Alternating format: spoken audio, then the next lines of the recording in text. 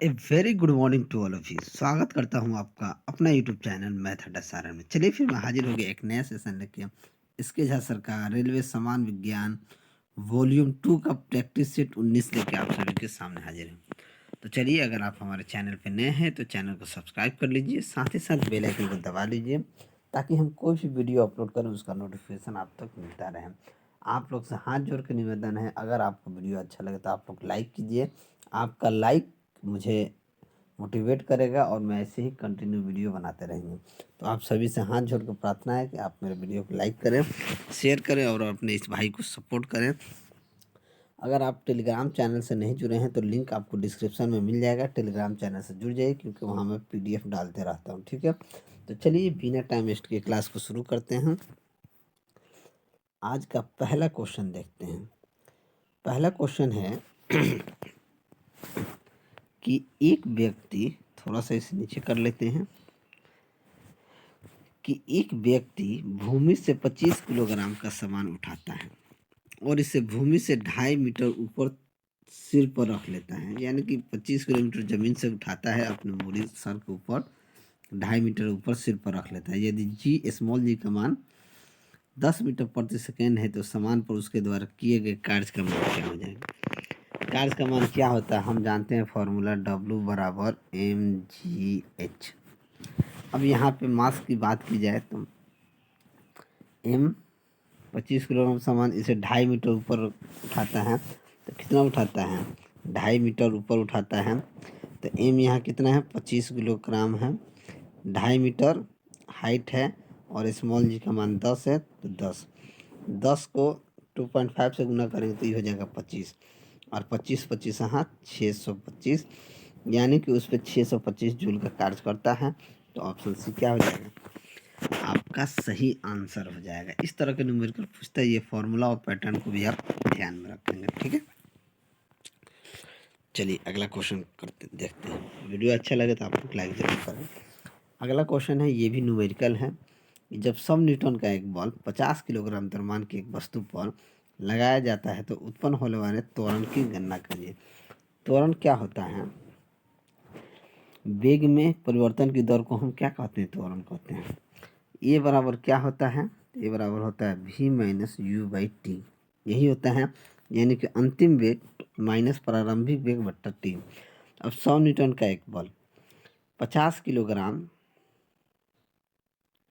नहीं यहाँ पे दूसरा क्वेश्चन पे हम नीचे वाला क्वेश्चन पे ध्यान दे दें। देखिए 100 न्यूटन का एक बल 50 किलोग्राम द्रव्यमान की वस्तु पर लगाया जाता है तो उत्पन्न होने वाले त्वरण की गणना कीजिए।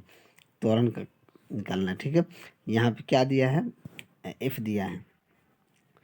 तो यहाँ पे F का मान कितना दे दिया है 100 न्यूटन F का मान दिया है। M का मान कितना दिया है 50 किलोग्राम दिया है। तो ये इस फार्मूला से निकलेगा, F बराबर क्या होता है ma। तो A बराबर क्या हो जाएगा F बट्टा M, क्या हो जाएगा A बराबर F बट्टा M। तो F हमारा कितना है 100 न्यूटन, तो 100 और M कितना है 50, यानी कि कितना हो जाएगा, ये हो जाएगा 2 मीटर पर सेकेंड स्क्वायर, ठीक है। 2 मीटर पर सेकेंड स्क्वायर, यानी कि ऑप्शन ए क्या हो जाएगा, आपका सही आंसर हो जाएगा, ठीक है। चलिए नेक्स्ट, यदि 5 सेकंड में किसी कार का वेग 5 मीटर प्रति सेकंड से बढ़कर 10 मीटर प्रति सेकंड हो जाए तो उसका त्वरण क्या गया। 5 सेकंड से 10 मीटर, तो ये फॉर्मूला लगाएंगे, ए बराबर v-u/t। 10 मीटर प्रति सेकंड हो जाता है 5 मीटर से, 10 माइनस 5/5, समय कितना 5, 5 में से 5 गया 5/5, यानी कि 1 मीटर पर सेकंड स्क्वायर हो जाएगा। तो ऑप्शन डी क्या हो जाएगा, आपका सही आंसर हो जाएगा, ठीक है। इस प्रश्न में क्या नाम है, प्रारंभिक वेग कितना है 5 और अंतिम वेग 10 है, ठीक है। तो ये v-u/t फॉर्मूला लगाएंगे, 10 माइनस 5/5 आपका आंसर आ जाएगा, ठीक है। नेक्स्ट, पृथ्वी की सतह पर प्लायन वेग लगभग कितना है। तो पृथ्वी की सतह पर प्लायन वेग लगभग ये जो होता है 11.2 किलोमीटर प्रति सेकेंड होता है। प्लायन वेग लगभग कितना होता है 11.2 किलोमीटर पर सेकेंड। प्लायन वेग क्या होता है, वह न्यूनतम वेग होता है जिसे किसी पिंड को पृथ्वी की सतह से ऊपर की ओर फेंके जाने पर वह गुरुत्वीय क्षेत्र को क्या कर जाए, पार कर जाता है तथा पृथ्वी पर वापस नहीं आता है, ठीक है। इसे जब फेंका जाएगा तो पृथ्वी पे वापस नहीं आएगा, ठीक है, चला जाएगा, ठीक है। चलिए अगला क्वेश्चन देखते हैं कि दाब व आयतन का गुणनफल पीवी तथा आंतरिक ऊर्जा यू के योगफल को क्या कहा जाएगा। अब देखिए, दाब दाब व आयतन का गुणनफल, दाब व आयतन का गुणनफल, तो ये दाब आयतन का पीवी तथा आंतरिक ऊर्जा के योगफल को, यानी कि यू प्लस पीवी कह सकते हैं, ठीक है। तो ये क्या हो जाएगा, ये हो जाएगा एच, क्या हो जाएगा, एच हो जाएगा, यानी कि टोटल मास बेसिस हो जाएगा। तो इसको कहेंगे एंथैल्पी, यह कुल ऊष्मा की मात्रा हो जाएगी, क्या हो जाएगी, इसे हम एंथैल्पी कहेंगे। तो ऑप्शन सी क्या हो जाएगा, आपका सही आंसर हो जाएगा। देखिए, दाब आयतन के गुणनफल तथा आंतरिक ऊर्जा के योगफल को ही एंथैल्पी कहते हैं, ठीक है। चलिए अगला क्वेश्चन देखते हैं।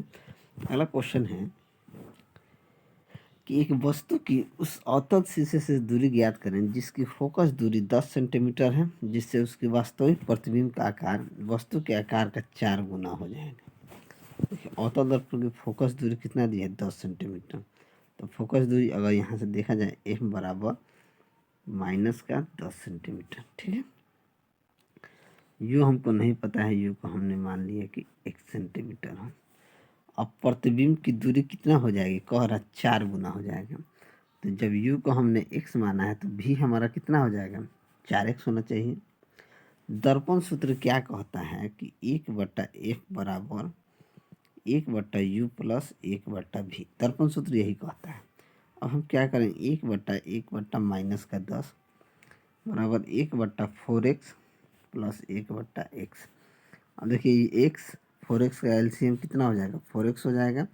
ये आपका हो जाएगा 4x फोर्स कट जाएगा, तो ये आपका 1 प्लस x से x कट जाएगा, तो ये हो जाएगा 4। तो ऊपर कितना हो जाएगा, 5/4x। तो यहाँ से 4x का मान कितना आ जाएगा, 4x का मान देखेंगे तो माइनस का 50 आ जाएगा। तो x का मान कितना आ जाएगा, माइनस का 50 बट्टे में 40, यानी कि 12.5 सेंटीमीटर। कितना आ जाएगा, 12.5 सेंटीमीटर। तो ऑप्शन डी जो होगा ये आपका सही आंसर हो जाएगा, ठीक है। आशा करता हूँ ये चीज़ आपको अच्छे से समझ में आया होगा, ठीक है। चलिए इसमें कुछ नहीं करना है, फॉर्मूला क्या लगाना है, 1/f बराबर 1/v प्लस 1/u, ठीक है। अब देखिए अवतल दूरी जिसकी फोकस दूरी, तो ये एफ आप कैंसिल हो गया। फॉर्मूला लगाना है 1/f बराबर 1/u प्लस 1/v, ठीक है। फोकस दूरी आपका ये हो गया माइनस का 10 सेंटीमीटर। वस्तु की दर्पण से दूरी कितना होती है, यू को हमने मान लिया 1 सेंटीमीटर। तो प्रतिबिंब का वास्तविक प्रतिबिंब का वस्तु के आकार का 4 गुना हो जाएगा। तो इसी भी को हमने 4x मान लिया। अब ये वैल्यू इसमें पुट कर देना है, put the value get the answer वाला है कि वैल्यू इसमें आप पुट कीजिएगा, आपका आंसर आ जाएगा, ठीक है। चलिए निम्नलिखित में से कौन सी घटना ध्वनि तरंगों द्वारा प्रदर्शित नहीं किया जा सकता, प्रवर्तन, ध्रुवन, अपवर्तन, विवर्तक। देखिए, ध्वनि तरंगों द्वारा नहीं किया जा सकता है, तो ध्वनि तरंगों द्वारा क्या नहीं प्रदर्शित किया जाता है, तो ध्रुवन जो है ध्वनि तरंगों द्वारा प्रदर्शित नहीं किया जा सकता है। तो ऑप्शन सी क्या हो जाएगा, आपका सही आंसर हो जाएगा। ध्रुवन की घटना जो होती है प्रकाश में प्रदर्शित की जाती है, कहाँ प्रदर्शित की जाती है, प्रकाश में प्रदर्शित की जाती है। नेक्स्ट, CO2 में कार्बन की संकरण अवस्था क्या होती है, CO2 में कार्बन की संकरण अवस्था जो होती है SP होती है, क्या होती है, SP। तो ऑप्शन ए आपका सही आंसर हो जाएगा, ठीक है। ये आपका यही संरचना है, CO2 का संरचना सूत्र यही है, तो यही हो जाएगा कि इसका व्यवस्था SP होता है, ठीक है। चलिए CO2 क्या है, एक रंगहीन तथा गंधहीन गैस है जो पृथ्वी पर जीवन के लिए अति आवश्यक है, ठीक है।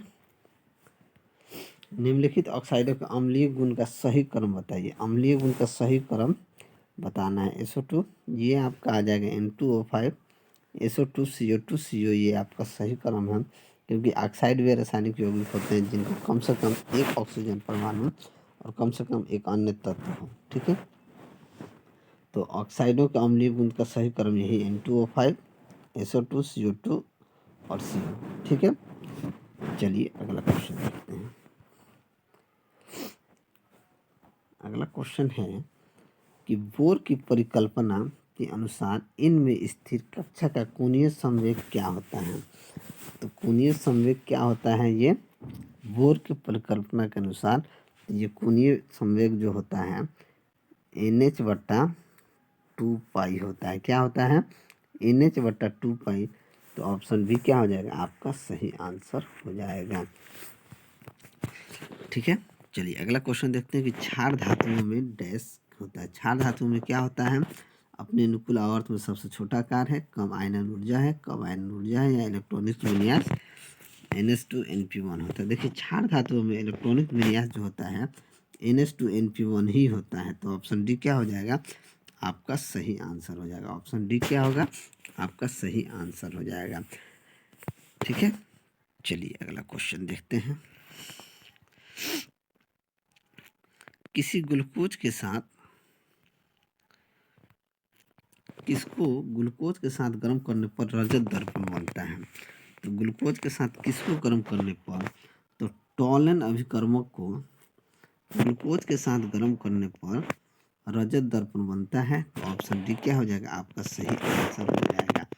टॉलन अभिकर्मक जो होता है सिल्वर नाइट्रेट का अमोनीकृत विलयन होता है। क्या होता है, सिल्वर नाइट्रेट का अमोनीकृत विलयन होता है। और रजत दर्पण का सूत्र की बात की जाए तो ग्लूकोज प्लस टॉलन अभिकर्मक बराबर ग्लूकोज अम्ल प्लस रजत दर्पण होता है। ठीक है, चलिए नेक्स्ट। C60 के एक अणु में कितने षटकोणीय एवं पंचकोणीय आकृतियां होती हैं। तो देखिए फुल्लिस कार्बन का एक अपरूप होता है जिसमें 60, 70 या अधिक संख्या में कार्बन परमाणु होते हैं। ठीक है, इसकी आकृति जो होती है फुटबॉल के समान होती है। अब फुल्लिस के 38 फलक होते हैं जिसमें 12 फलक जो होते हैं पंचकोणीय तथा 20 फलक षटकोणीय होते हैं। तो ये क्या हो जाएगा, 20 षटकोण और 12 पंचकोण। तो ऑप्शन ए क्या हो जाएगा, आपका सही आंसर हो जाएगा।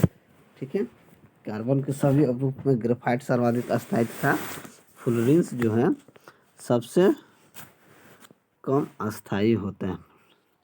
ठीक है, चलिए अगला क्वेश्चन देखते हैं कि निम्न कार्बोक्सिलिक अम्लों को उनकी अम्लीय क्षमता के घटते हुए क्रम में लिखना है। घटते हुए क्रम में लिखना है।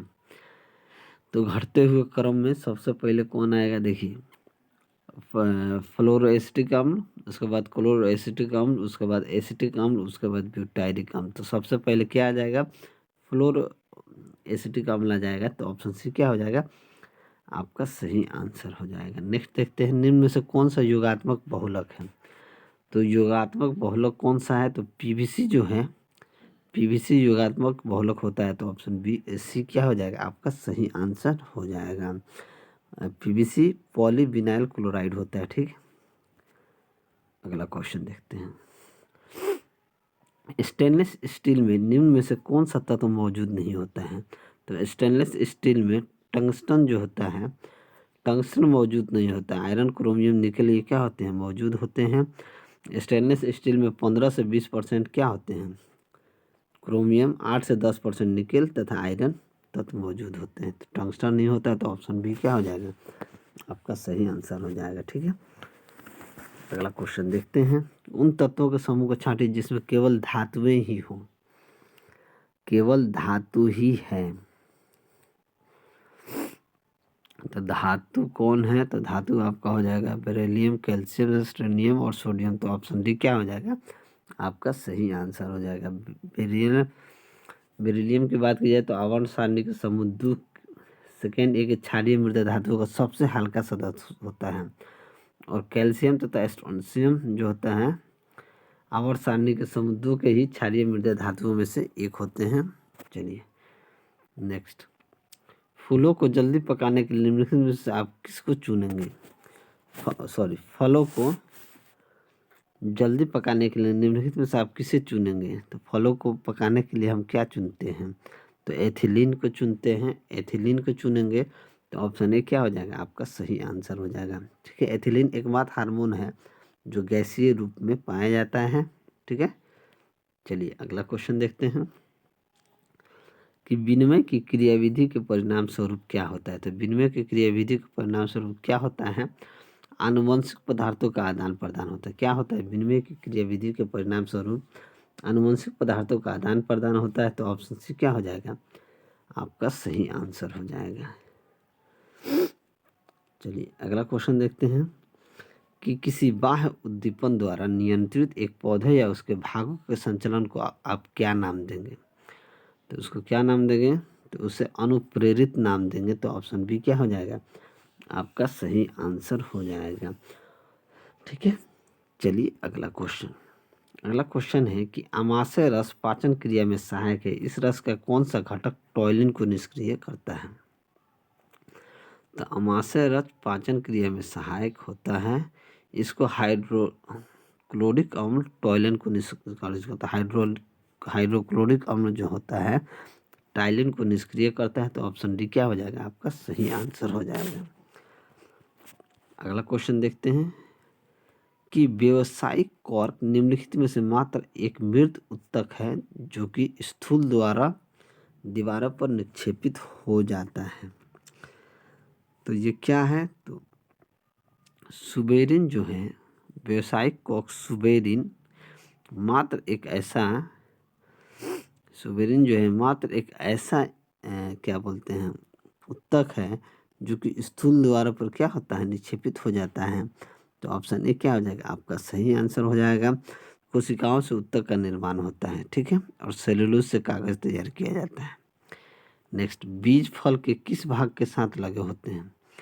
तो बीज फल के किस भाग के साथ लगे, तो ये नाभिक के साथ लगे होते हैं।